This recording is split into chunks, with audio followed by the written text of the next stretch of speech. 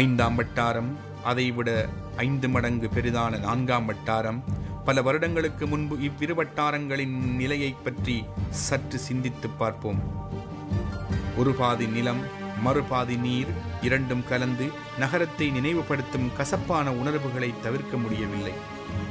அங்கு வாழ்ந்த 6000 அப்பாவி குடும்பங்களின் கண்ணீர் வெள்ளம், அவர்கள் வாழ்ந்த பூமியை மூடியிருந்த மழை வெள்ளத்தோடு இரண்டர கலந்து போன சோக வரலாற்றை மறக்க முடியுமா?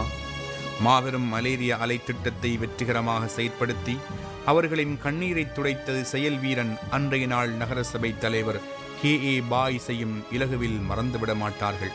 கற்பனையில் கூட எண்ணி பார்க்க முடியாத அந்த மாபெரும் வடிகால் திட்டம் ஆசிய அபிவிருத்தி வங்கியில் இருந்து பல போராட்டங்களால் பெறப்பட்ட 15 கோடி ரூபாய் நிதி உதவி கொண்டு வெற்றிகரமாக செயல்படுத்தப்பட்டது.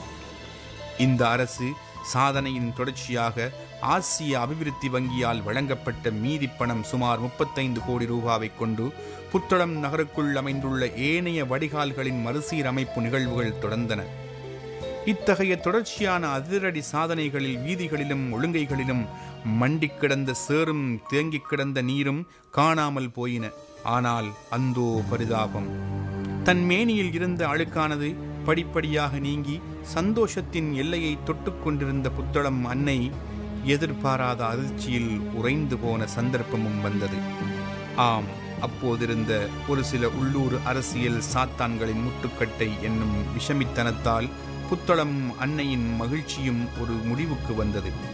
ஆற்றல் மிகுந்த அருமை சகோதரன் பாயிஸின் கனவு சடுதியில் கலைந்து போனது. ஆனால் ஒன்றே ஒன்று மட்டும் உண்மையாகும். அந்த கனவானது இன்றளவும் நீறு பூத்த நெருப்பாக அவரின் நெஞ்சத்தில் சுழன்று கொண்டே இருக்கிறது.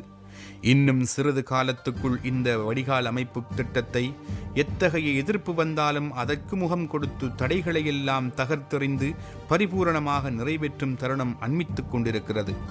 அழகும் இளமையும் ஆரோக்கியமும் தன்னை உருமாற்றிக்கொண்டு புத்தளம் அன்னையின் அன்பு புதல்வன் பாயிஸை சவால்களை வென்று சாதனை படைத்த சாணக்கியனே, வருக வருக என்று பாசத்தோடு பாடி வரவேற்கப் போகும் நாள் வெகு தூரத்தில் இல்லை.